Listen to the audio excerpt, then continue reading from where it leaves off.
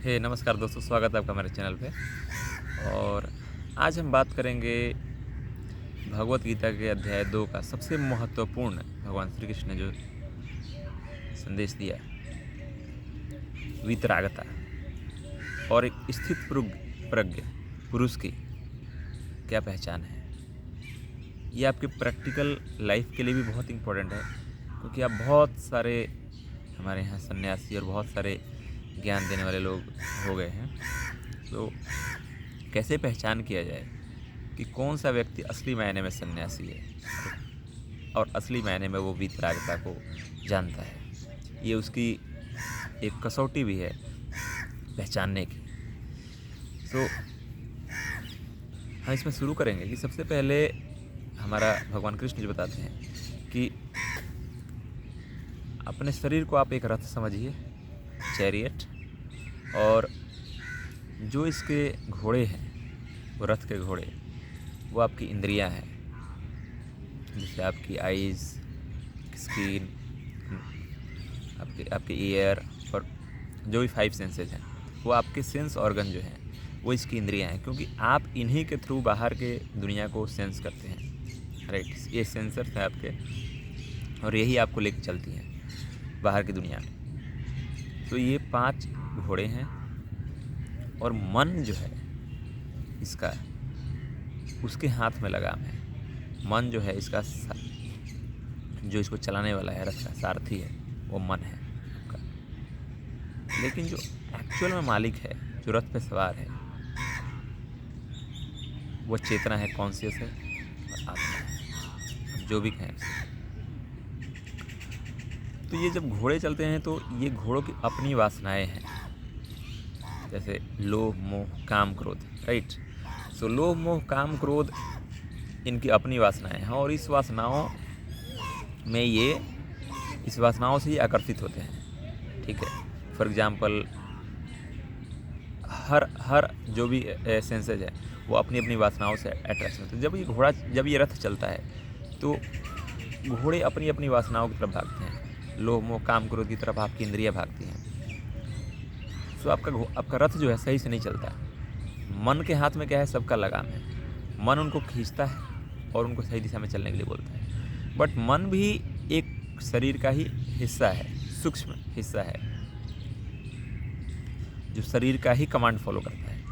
सो वो इंद्रियों के जाल में फंस जाता है, उस जो वासना के जाल में फंसता है मन, और वो फिर घोड़ों को फ्री लगाम दे देता है कि आप जिधर जाना चाहो उधर जाओ अपनी वासना के चक्कर में।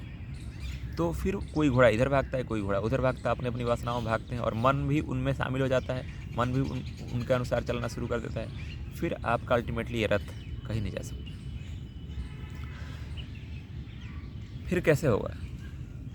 फिर मन को या तो चेतना जो है, वो जो मालिक बैठा हुआ है रथ पे, वो कमांड दे कि भाई तू सही से चल, लेकिन वो कहने से नहीं चल सकता। राइट, या ज़बरदस्ती अगर ऐसा किया जाए कि दमन कर दिया जाए, फॉर एग्जाम्पल अगर जो इंद्रियां हैं वो अपनी वासनाओं की तरफ जाती हैं, दमन ही कर दिया जाए उनका, जैसा कि बहुत सारे सन्यासी ऐसा ही करते हैं। वो अपनी इंद्रियों का ही दमन करते हैं और प्रण ले लेते हैं, तपस्या करते हैं, प्रण ले लेते हैं, व्रत कर लेते हैं कि मैं ऐसा नहीं करूँगा, और अपनी इंद्रियां को शक्ति से उस पर ज़बरदस्ती उसको फॉलो करने के लिए बोलते हैं कि अगर आपको किसी भी तरह की वासना जन्म लेती है तो आप इंद्रियों को ज़बरदस्ती उसका दमन करते हैं। क्या ये कोई परमानेंट सॉल्यूशन है और क्या आप ऐसा कर सकते हैं? दोनों का आंसर है नहीं। ना ये एक परमानेंट सॉल्यूशन है और ना ही आप ऐसा कर सकते हैं। करने से आप इंद्रियों का दमन नहीं कर सकते। आपकी अगर आंखें आपकी चली जाए, इसका मतलब ये नहीं है कि आप जो काम वासना है या फिर जो चीज़ें हैं आप उससे बच सकते हैं। ऐसा नहीं है, क्योंकि आपका साइकोलॉजी, आपका ब्रेन इन सब चीज़ों को बिना आँख के भी उसकी कल्पना कर सकता है। आपकी इंद्रियों को ज़बरदस्ती दमन करने से आप इनसे मुक्त नहीं हो सकते, बल्कि ये उल्टा और प्रबल भी हो सकते हैं। भगवान कृष्ण कहते हैं कि आपको विरक्ति को समझना होगा। इंद्रियां अपनी वासनाओं की तरफ जाएंगी ही, उनको जाने भी दीजिए, ज़बरदस्ती मत रोकिए उनको। बट आपको अपनी विरक्ति की तरफ जाना होगा, आपके मन को आपको विरक्त बनाना होगा, क्योंकि इंद्रियों की जो वासना है हमारे तक पहुंचती है, मन तक पहुंचती है, वो सारी मन तक ही पहुंचती है और मन ही उन पे एक्शन लेता है। अगर हमारा मन ही विरक्त हो जाए तो कोई फ़ायदा नहीं है। इंद्रियां चाहे कितने भी अपनी वासनाओं की तरफ भागें, मन अगर विरक्त हो गया तो अपने आप उनका सारा पावर, सारी शक्ति खत्म हो जाएगी अपनी जगह पे। तो मन को आप विरक्त बनाइए। मन विरक्त बनेगा कैसे? लेकिन मन विरक्त बनेगा नॉलेज से, जानने से। विरक्ति आती है नॉलेज से, सच को जानने से विरक्ति आती है।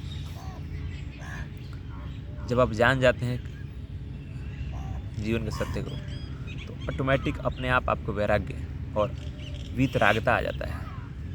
आप किसी चीज़ के प्रति अट्रैक्शन भी नहीं होता आपको, और आप किसी चीज़ से भागते भी नहीं। आप कोई प्रण भी नहीं लेते और आप इंडल्ज भी नहीं होते। आपने जान लिया और बात ख़त्म हो जाती है। आपने जान लिया कि मुझे इंद्रियों के वासना में नहीं फंसना, मुझे काम वासना में नहीं फंसना, या फिर और भी चीज़ें हैं जिसमें मुझे नहीं फंसना और मुझे नहीं जाना। तो इसके लिए कोई प्रण लेने की ज़रूरत नहीं है, इसके लिए ज़बरदस्ती थोपने की ज़रूरत नहीं अपने इंद्रियों के ऊपर। आपको बस जान लेना और उसको सत्य को उसको अपने आत्मसात कर लेना ही काफ़ी हो जाता है। फिर आपको विरक्ति आ जाती है। जैसे आप दुनिया को देख लेते हैं, दुनिया की हकीकत को जान लेते हैं, कुछ मिलता तो है नहीं, आप दुनिया की हकीकत को जानते हैं, जिस दिन अपने आप विरक्ति आ जाती है आपको। पहले तो विरक्ति नहीं थी, पहले आपके बाल बच्चे, आपका संसार सब कुछ था, लेकिन आपके जीवन में कोई ऐसी घटना घटती है जिससे आपको बहुत दुख पहुंचता है और आपको अचानक से विरक्ति आ जाती है। तो वो सिर्फ आपको पता चला, तो विरक्ति। इसीलिए आपको लगातार भगवान कृष्ण कहते हैं कि जो सत्य ज्ञान है, सत्संग है और सत्य ज्ञान है, उसकी लगातार आपको खोज में रहनी चाहिए, क्योंकि उसी से आपको विरक्ति आएगी। आप जानेंगे तभी विरक्ति आएगी, और जानने से विरक्ति आ जाने मात्र से ही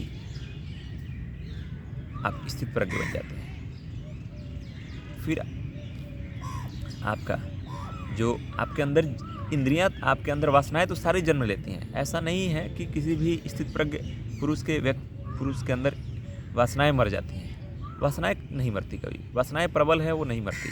कितना भी सिद्ध पुरुष हो, वो बोले कि मैं वासनाओं को मैंने कंट्रोल कर लिया है, कभी मत मानना, ये पॉसिबल नहीं है, क्योंकि वो बहुत प्रबल होती हैं, प्रकृति प्रदत्त है वो सिर्फ सिद्ध पुरुष क्या करता है कि वो वासनाएं तो जन्म लेती है, लेकिन वो अपने आप के अपने मन को इस तरह से विरक्त बना देता है कि उस मन के आते तक ही उसकी सारी शक्ति खत्म हो जाती है। ये ऐसा ही है जैसे समुद्र के अंदर लहरें तो बहुत उठती है, बट जब किनारे तक पहुंचते ही खत्म हो जाती है, उनका सारी शक्ति खत्म हो जाती है। नदी जो है पूरे वेग के साथ, नदी अपने पूरे वेग के साथ समुद्र में मिलती है, लेकिन समुद्र में मिलते ही उनकी शक्ति कहाँ चली जाती है किसी को नहीं पता।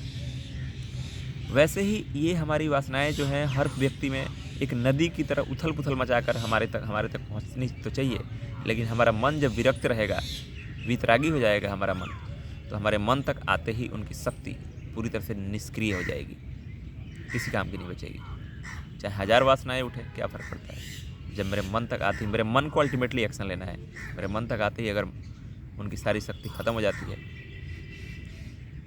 तो फिर मैं स्थित प्रज्ञ हूँ। सो जो विरक्ति है, वितरागिता है, वो ना किसी चीज़ से आपको आकर्षण होना चाहिए और ना किसी चीज़ से आपको विकर्षण। आप स्थिर हैं, स्थित हैं अपने आप में। आप किसी की तरफ भी नहीं भागते और किसी से भी नहीं भागते, और आप स्थित प्रज्ञ हो जाते हैं।